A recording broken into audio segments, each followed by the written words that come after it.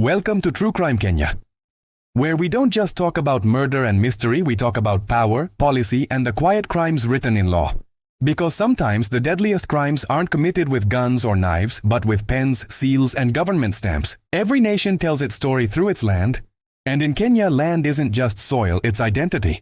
Its inheritance, its history, its conflict, its wealth. Every tree, every title deed, every disputed acre carries a story, some written in ink, others in blood. From the grabbers of the 1960s, to the golden handshake deals of the 1990s, to the shiny real estate empires of today, Kenya's land history has always been tangled in power. So when Parliament passed the Land Amendment Act 2025, it sounded like redemption. A promise to clean up the mess, to make things transparent, to end the long, ugly marriage between power and property. But laws like people are complicated, and behind every promise written in bold, there's always fine print in shadows. Let's peel back the layers of this new law and see what lies beneath. The Land Amendment Act 2025, what it really is. This act amends Kenya's original Land Act, tightening how public land is handled. Now, every transaction involving government land from allocations to transfers must be published in the Kenya Gazette before it's finalized. It's designed to stop shady deals, the backroom allocations, the mysterious title deeds that appear overnight. It gives citizens the right to see what's happening to public land before it disappears into private hands. On paper, it's brilliant. In reality, it's not that simple. The bureaucracy trap gazetting sounds like transparency. But in Kenya, transparency can be painfully slow. Before a single acre changes hands, it now has to pass through layers of review, approval, and publication. That means weeks of waiting, sometimes months, while paperwork crawls across desks and signatures pile up. Developers, county projects, and even housing programs might stall not because of corruption, but because of paperwork paralysis. And here's the catch. In Kenya, every extra step in a process creates a new opportunity for a facilitation fee. A signature here, a stamp there. Every delay becomes a toll gate. So while the law tries to choke corruption, it might also feed it in smaller, more bureaucratic doses. Selective transparency. The Gazette is public, but it's not popular. Let's be honest, no ordinary Kenyan spends their morning reading the Kenya Gazette over chai. So even if public land deals are being published, who's actually watching? The truth will be there, yes, but buried in PDF pages no one opens. And since the Gazette itself is a government publication, it can also be controlled. Imagine a controversial deal involving a high-ranking official. The notice might delay. A page might go missing. Transparency? Yes, but on the government's terms. That's not true openness. That's selective exposure. Weaponized lawfare. Now here's where it gets darker. This amendment gives the government and clever lawyers a new weapon: legal sabotage. A simple accusation that a piece of land wasn't properly gazetted could freeze a project overnight. Developers could lose millions. County projects could grind to a halt.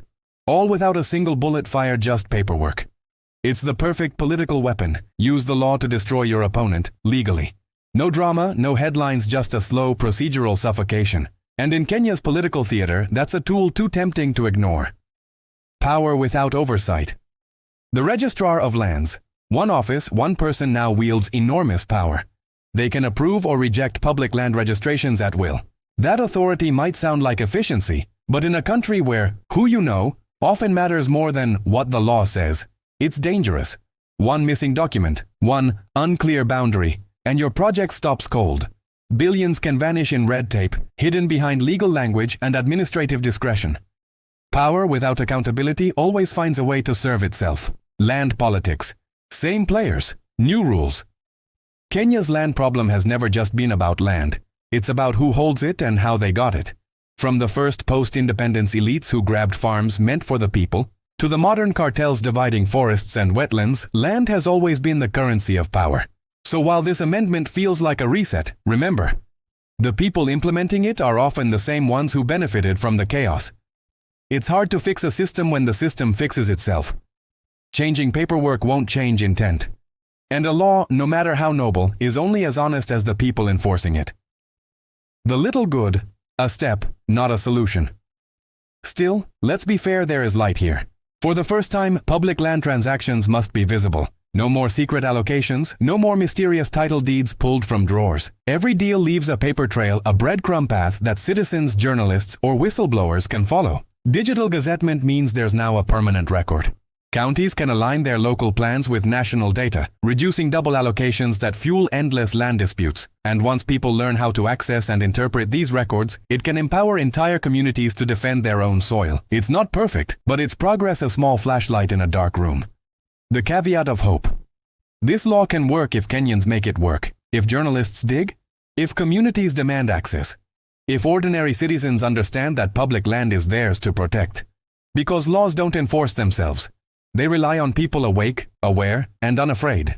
If we stay silent, the Land Amendment Act will become what so many Kenyan laws have become: a press conference, a headline, then a footnote. But if we speak up, question, and demand clarity, this act could finally begin to heal one of Kenya's oldest wounds. The Land Amendment Act 2025 is a mirror. It reflects both our hope and our history, our hunger for justice and our habit of silence. It reminds us that laws don't change people. People change laws. And in Kenya, that change begins with one simple truth: the land belongs not to the powerful, but to the people.